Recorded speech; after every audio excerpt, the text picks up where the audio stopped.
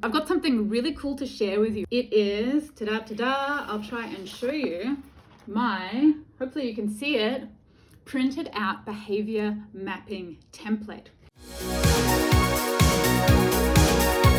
Welcome back to this channel where we look into the behavioral psychology and gamification of how to design environmental actions. If you're new to this channel, welcome. Click the subscribe button and do sign up to my website, katiepatrick.com, and you can get more free resources about how to do this action design stuff. So what happens when we're all out in the world trying to create environmental change and to reach our climate and sustainability goals is that every single bit of change requires a human to do an action or to do a behavior. Now, some people think that when we talk about behavior design or action design or behavior change, we just think that we can change the world by getting just individual people to do top green tips stuff. But it's really not about that. It's really about looking into the way entire systems are built and trying to really understand the way human behavior interacts with those systems so we can design solutions that get thousands or even millions of people to adopt change. Whether we're trying to get a politician to change, trying to get a teacher to do something differently, trying to get a builder or a property developer, we have to really understand human psychology and then design absolutely laser-focused surgical interventions that can go into their daily life and they'll actually do the change that we want them to do. And you might have seen it on some of my other videos where I talk about this thing called the value action gap. Now, all of us who come from a background in environmental science, sustainability, environmental engineering, environmental law, mechanical engineering, electrical engineering, architecture, they're the kind of backgrounds we usually have. All of us, we all make this mistake, which is we assume that if we just educate people more about climate change and environmental issues and on the trees and the whales, and then people will care. And then when people care, they will actually take action.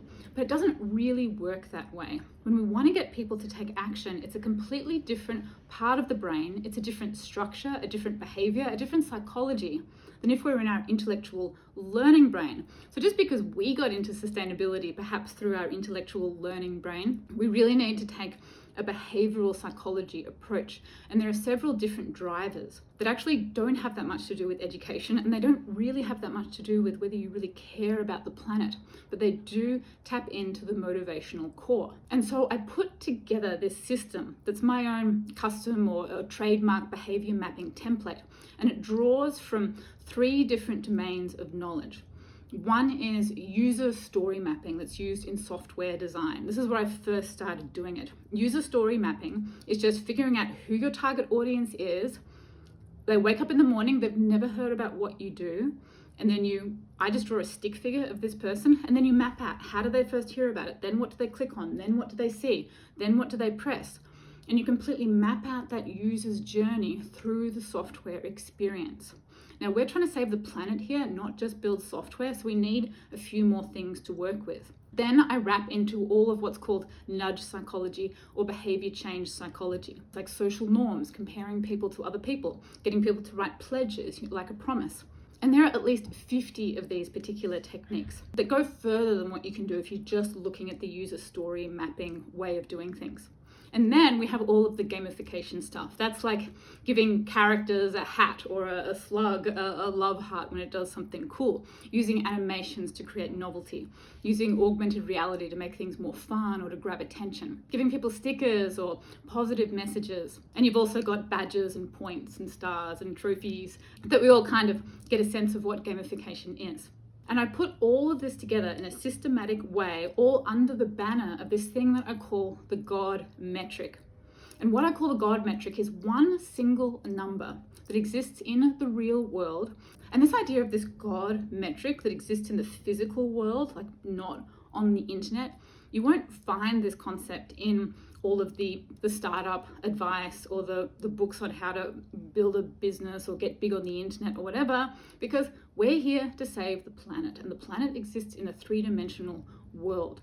So that means coming up with a metric that is trees, the number of trees you save, liters of water, tons of carbon dioxide, numbers of cars shifted over to EVs, square meters of asphalt versus green space. The God metric is not money, clicks, subscribers, followers, press coverage, famous people. And the God metric is also not a sundry or an amalgamation or a big mash of different types of metrics. And it might sound really simple that we need to come up with the one core measurement that we really want to focus on when we're trying to change the world and develop a strategy around. And I've worked with organizations all over the world, even really big ones like the United Nations, medium-sized ones like government departments or industry software, and lots of small startup entrepreneurs and community environmental advocates, and almost everybody scrambles this. People really struggle to come up with one single environmental metric to measure it and then to develop their whole strategy about how does it shift that one single number. People are trying to come up with 20 different numbers. People are trying to come up with ideas like that can't even be defined, like awareness or knowledge or consciousness raising, or just the amount of people who show up to an event or watch something. Like, we really need to get real about, is our project actually changing the numbers? And that is the God metric. Let me take you through my poster here. It just came in the mail. See, my special behavior mapping template. We have the God metric, the actor, that is the person that you want to target, the first contact, this is all the different marketing tools that you can use, the cue, how you grab their attention, the data that you're working on, and then we have the action you want them to take, the progress and the goals, the nudges, and then the reward systems. And we spend a few hours mapping all of this stuff out. And this is the system that I use when I'm trying to develop software or an idea. And I got a little bit more fun with it, and I got these little cards. I started printing them out because I thought it would be fun, if you were actually working on it, that you could actually put the cards down and figure out which ones you wanted to use. So it's almost like a little bit of a game. As you know, I am a gamification designer, and then figure out which ones you want to use. So you print them all out. We can figure out, okay, which ones we want to use this, we want to use positive messages, creature expressions, and then you can just map out your entire concept. And this isn't just mapping out the behavior and the action, it's actually the entire business. It's also mapping out all of the marketing, how you're going to get people on, how you're going to nudge them to do the action that you want to do, and how you're going to actually change the number at the end. I've been working on this behavior mapping template for years. I really put it together for myself so I could nut through how we actually took a person through a system, how we designed up a concept, and how we actually got them to change at the end. And so I could just systematically go through every single marketing technique, every single behavior change psychology technique that was out there, and every single part of gamification design. I could just go through one after another and think through how I could apply these to the cause, whether it was planting more trees, composting more, getting people to reduce energy, getting electric cars, whatever it was. There's a systematic way to go through it and then apply all this stuff. The more I do it, the more I really get into it and I enhance it and I really love it. It's something that's really gotten stronger in my work in this space rather than something that I've tired from or moved on from. So I'm really excited to have it in the poster form and to have the cards coming out. Hopefully in a couple of months, I'll be able to have it completely ready so you can purchase it, you can do a course, we can do a workshop together, and you can print out these cards, or maybe I'll even produce a physical card deck that you can buy. So you can go through the behavior mapping process for your projects, or you could even teach other people how to do it. All of us sustainability professionals need to get much better, much more surgical, much more laser focused, much more causality driven with the scientific method about trying to come up with these concepts, these ideas, these programs that are going to tap into the motivational core and really get people to act. And I promise you, when you know how to do it and when you do it right, it really works. You can get 50% of people you reach out to actually responding to your environmental messages and doing something. People who have never been into the environment at all, they will just suddenly be wrapped up in it when you really understand how to use these hooks into the human mind to get people to do the environmental planet-saving things that we want.